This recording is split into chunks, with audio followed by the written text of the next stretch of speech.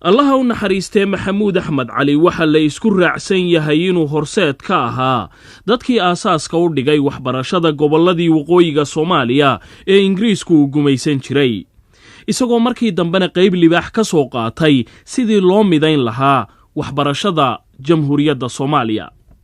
allaha u naxariistee maxamuud axmed cali waxa uu ku geeriyooday magaalada London 6dii bishii Juun ee sanadkii 1983 waxaanay markaasi laanta af Soomaaliga BBC-du sii daysay barnaamij ay ku xusayeen isniintii toddobaadkan ayaa allaha u naxariistee maxamuud axmed cali waxa uu ku geeriyooday cusbitaal ku yaal magaalada London. waxa uu ahaa aabihii tacliinta waqooyiga Soomaaliya. kaalin weyn oo muhiim ah ayaanu ka soo qaatay tacliinta Jamhuuriyadda Soomaalida guud ahaan muddo 40 sanadood ka badan. umuurtaas ayaa waxa soo eegay Aadan Nuux Dhuule.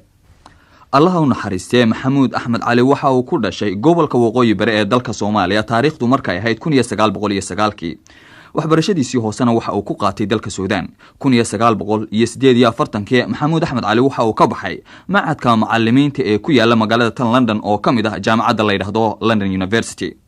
maxamuud axmed cali waxa uu horkacay oo hogaaminayo dagaalkana la galay rag kale oo ay kamid ahaayeen Yuusuf Xaaji Aadan, Maxamed Shireh, Cabdisalaan Xasan iyo Yuusuf Ismaaciil Gaandi oo geeriyooday.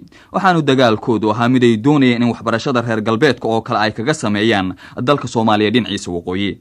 allaha u naxariistee maxamuud axmed cali waxa uu ku magac dheeraa aabihii waxbarashada waxaanu ololihiisa dagaalkaasi waxbarashada bilaabay taariikhdu markay ahayd 1937 inkasta oo isaga iyo raggii la dagaalgalayba si aada dhibaato ay uga muteen dadkii Soomaaliyeed markaasi oo iyagu u arkayay inay yihiin nimad dabadhilf u ah gumaysigii markaasi jiray iyo isla markaasi niman doonaya inay gaalnimo fidiyaan. haddana maxamuud axmed cali waxa uu ahaa nin ku qoto dheer arrimaha xagga diinta. run ahaantii marka la eego dhibaato xagga jidhkiisa ayaa ka soo gaadhay taariikhdu markay ahayd 1937 maalin Jimcaha isagoo ka soo baxay markaasi masaajid ku yaala magaalada Burco halkaasi oo dhaawac lagu gaarsiiyay. waxa iyaduna wax xiisala in la ogaado in kadib markii arrimahaas ay dhaceen in dadka Soomaaliyeed haddana ay ugu soo joogsadeen maxamuud axmed cali iyo raggii la dagaalamayba kadib markii fariimihii ay isu dirayeen ay soo galiyeen quraanka. waxaana taas oo ahayd markii allaha u naxariistay isna Yuusuf Ismaaciil Gaandi dhibaato xoog leh ay ku soo gaadhay magaalada Burco kadibna dhambaal uu soo diray maxamuud axmed cali oo jooga magaalada Hargeysa. dhambaalkiisaasina waxa ku jiray aayadda quraanka ah inni da'awtu qawmi laylan wa naharan falam yazidhum du'aa illa firara. dabeetana maxamuud axmed cali waxa uu ugu soo jawaabay isaguna aayad quraan oo ahayd fasbir kama sabara ulul azmi min ar-rusul. ilaa maalintaasi xiriirka ay la lahaayeen dadka waxa uu ahaa mid hagaagay waxaana loo aqoonsaday inay yihiin muslimiin dhaba halkii markii hore loo haystay inay yihiin niman gaalnimo fidinaya. inkastoo maxamuud axmed cali dhibaato xoog leh uu ka soo mutay sidii ujeedooyinkiisa uu gaari lahaa haddana markii dambe uu ku guuleystay 1940 ayaa fasalkii ugu horeeyay magaalada Berbera laga hirgeliyay kadibna waxaa loo soo gudbiyay magaalada Hargeysa oo ahayd maamulkii dawladda iyo fadhigii ganacsiga. raggii ka soo baxay fasalkii ugu horeeyay oo maanta la tilmaami karo waxa kamid ah ra'iisul wasaarihii hore ee dalka Soomaaliya Maxamed Xaaji Ibraahin Cagaal oo isla markaasna ahaa hogaamiyihii xornimada ee gobolada waqooyiga. waxa kaloo kamid ah Cumar Cabdi Qaalib oo muddo dheer ka ahaan jiray wasiirka arrimaha dibadda dalka Soomaaliya. waxa kamid ah Yuusuf Aadan Bookax oo ahaan jiray wasiirka warfaafinta iyo danjire.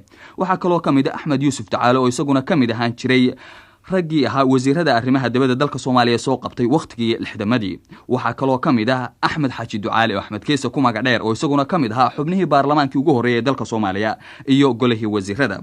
waxa kaloo kamid ah Cabdiraxmaan Axmed Cali oo haatan ah danjiraha Soomaaliya ka fadhiya dalka Istaga Imaaraadka Carabta. maxamuud axmed cali dagaalka ugu jiray inuu dadka ku soo jiido waxbarashada ka soko waxa isla markaasi uu ku dadaalayay in maamulka Ingiriiska ee markaasi dalka fadhiyo uu ka dhaadhiciyo in miisaaneed loo sameeyo dalka.